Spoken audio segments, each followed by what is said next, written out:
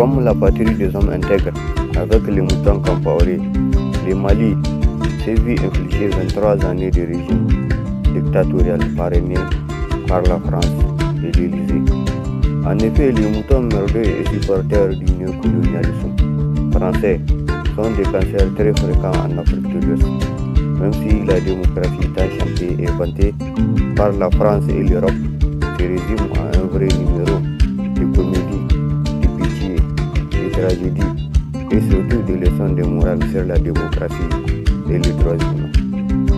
Dans les versos de la francophonie, comme aux quatre coins de l'Afrique, surtout dans la sphère politique de l'Afrique de l'Ouest, où le règne des partis uniques a été consacré au ravitaillement de toutes les ressources vitales aux caprices français et européens.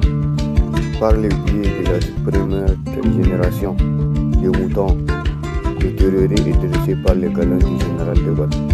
En effet, bon nombre de ces moutons tordus ont servi la France et l'Europe avec une ouverture d'esprit hors du commun animal, surtout avec le ravitaillement de toutes les ressources du Sahel, pendant que les enfants d'Afrique meurent de faim, de la malnutrition, du paludisme, pour ne citer que cela.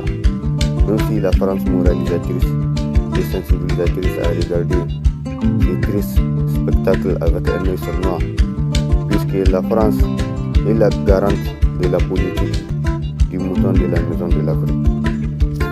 Elle a été toujours le bouclier lige de la démocratie nouvelle et colonisatrice des enjeux stratégiques de l'Afrique.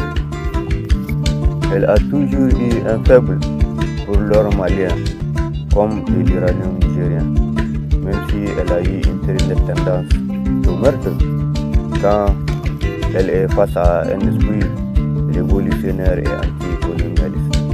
Parce qu'il est beaucoup plus facile pour la France de parrainer les moutons Compaoré que de riser avec les fervents Thomas Sankara.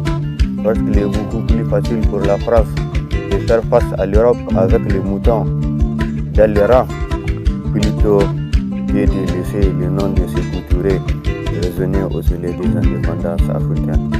Parce qu'il est beaucoup plus facile pour la France de sponsoriser les moutons qui planent à longueur de temps que de rallier Sékou Touré au complot de la décolonisation.